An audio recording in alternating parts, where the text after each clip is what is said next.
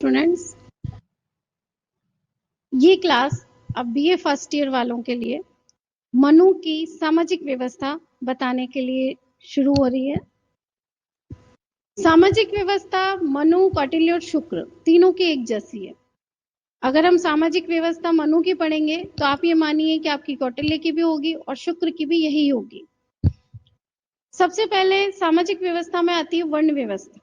वर्ण व्यवस्था हम किसे कहते थे? जैसे आजकल विभिन्न जातियों में बटे हुए हैं लोग, उस टाइम सिर्फ 4 वर्ण थे। पहला वर्ण था ब्राह्मण, दूसरा वर्ण था क्षत्रिय, तीसरा वर्ण था वैश्य और चौथा वर्ण था शूद्र। ब्राह्मण वर्ण जो था वो इंद्रियों पर नियंत्रण रखता था। उसका पढ़ना, लिखना, यज्ञ करना, दान देना, लेना, ये सभी आवश्यक काम माने जाते थे। और ब्राह्मण वर्ण को सबसे इंपॉर्टेंट या फिर महत्वपूर्ण वर्ण माना गया कि हमारी वर्ण व्यवस्था में चारों वर्णों में ब्राह्मण श्रेष्ठ वर्ण माना गया। वेदों के अध्ययन करें और करवाएं ब्राह्मणों का एक काम था। और अहम भाव से दूर रहना, मतलब उनके पास में अहम भाव नहीं होना चाहिए, वो सभी समाज को समान रूप से देखने वाले होने चाहिए। निरंकुशता और स्वेच्छाचारिता जन्म ना ले ले, इस कारण से ब्राह्मण को अत्यधिक ज्ञानवान होना आवश्यक है। अब देखिए, ब्राह्मण के लिए एक चीज और बताई थी उन्होंने कि अगर ब्राह्मण अपराध कर देगा तो क्या करेंगे? उसे माफ कर दिया जाएगा, क्योंकि ब्राह्मण वर्ण सबसे श्रेष्ठ वर्ण है, इसलिए उसके अपराध भी माफ है। उसे कभी भी मृत्यु दंड नहीं दे सकते। मृत्यु दंड देना उसके लिए बिल्कुल भी हम कहते हैं कि वर्ण व्यवस्था के अंदर ब्राह्मण मृत्यु दंड के लायक ही नहीं है, ब्राह्मण को कभी मृत्यु दंड नहीं दिया जा सकता, इसलिए ये एक भेदभाव था। क्षत्रिय जो दूसरे नंबर पे आता है वर्ण, जो प्रजा की रक्षा करेगा, दान देगा, यज्ञ करना, अध्ययन करना और किसी भी विषयों में आसक्ति ना होना, मतलब गलत चीजों में उसका बिल्कुल भी आकर्षण नहीं होना, क्षत्रिय का धर्म होगा। प्रजा की रक्षा, आपके जितने भी सेना के अंदर व्यक्ति होंगे वो क्षत्रिय होंगे, और क्षत्रिय का सबसे पहला धर्म होगा प्रजा की रक्षा करना। अगर प्रजा हमारी क्षत्रियों के पीछे ही अपने आप को क्या मानेगी? सेफ या सुरक्षित मानेगी। और क्षत्रियों का धर्म है कि वो प्रजा को सुरक्षा के लिए वे कुछ भी कर सकते हैं।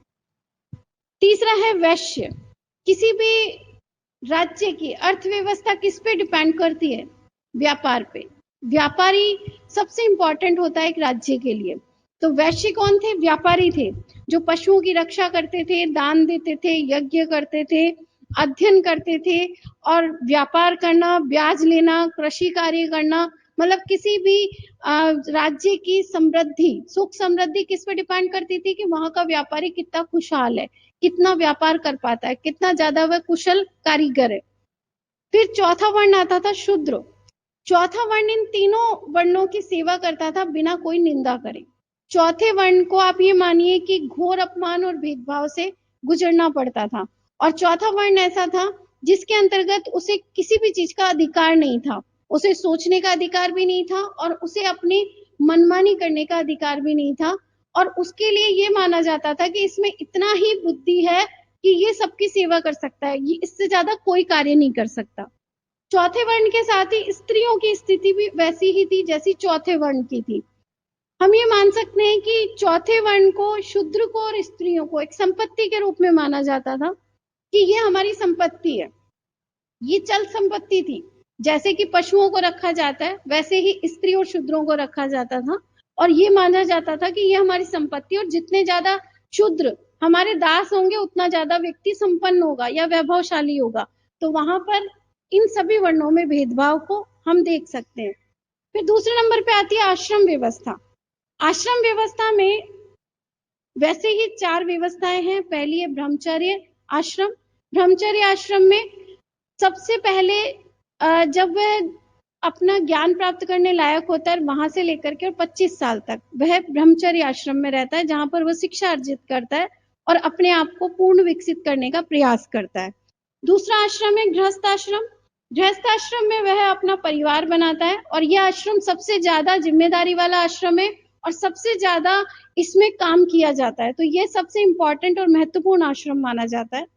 तीसरा है वानप्रस्थ आश्रम, जिसमें व्यक्ति अपनी सारी जिम्मेदारियों को छोड़कर अपने को भगवान के ध्यान में लगा लेता है और अपनी जिम्मेदारियों से धीरे धीरे मुक्त होने का प्रयास करता है। यह है वानप्रस्थ आश्रम। चौथा है संन्यास आश्रम, जिसमें वो पूर्णतः सांसारिकता को छोड़ करके और वह संसार की सांसारिकताओं से दूर वो ऐसी जगह चला जाता है जहां पर सिर्फ उसको, जब तक उसकी मृत्यु होगी तब तक वह अपने भगवान को याद करेगा या अपने इष्ट को याद करेगा। तो सभी आश्रमों में पहला ब्रह्मचर्य आश्रम 25 वर्ष तक, गृहस्थ आश्रम 25 से 50 वर्ष तक, वानप्रस्थ आश्रम 50 से 75 वर्ष तक, और 75 वर्ष के बाद में जब तक मृत्यु हो, जब तक संन्यास आश्रम में रहना व्यक्ति का धर्म माना जाता है। अब देखिए, सबसे इंपॉर्टेंट चीज आपको बताना चाहूंगी कि मनु ने ज्ञानेंद्रियां बताई हैं। ज्ञानेंद्रियां किसे कहते हैं? जिनसे हमें बाहरी दुनिया का ज्ञान प्राप्त होता है। उसमें 5 चीजें हैं। पहला है कान, जिनसे हम सुनते हैं। नाक, जिससे हम सूंघते हैं। तीसरा है चर्म, जिससे हम स्पर्श करते हैं। चौथा है नेत्र, जिनसे हम देखते हैं। और पांचवा है जीभ, जिससे हम चखते हैं। स्वाद को चखना जीभ का काम होता है। तो ये पांचों चीजें हमें हमारी ज्ञानेंद्रियां होती हैं और इन्हीं पे कंट्रोल रखना मनुष्य का सबसे महत्वपूर्ण कार्य होता है। फिर है कर्मेंद्रियां। कर्मेंद्रियां जिनके द्वारा हम कर्म करते हैं। पहला है हमारा पैर, जिनसे हम चलते हैं और कहीं भी जाने का प्रयास करते हैं और साहस करते हैं। दूसरे हाथ, जिनसे कोई भी कार्य किया जा सकता है। और तीसरा है वाणी। वाणी एक ऐसी चीज होती है जिससे हम किसी को भी दिल तक पहुंच सकते हैं और दिल तक चुभन भी दे सकते हैं। तो वाणी कैसी बोलनी चाहिए? जो कि किसी को मधुरता देने वाली, स्पष्ट होनी चाहिए और कम से कम किसी को नुकसान नहीं पहुंचाने वाली और दुख न देने वाली वाणी होनी चाहिए। तो इस तरह से इनका सामाजिक जीवन संपन्न होता है। मनु के सामाजिक जीवन के अनुसार ही आप कौटिल्य का भी मान सकते हैं और शुक्र का भी मान सकते हैं। धन्यवाद।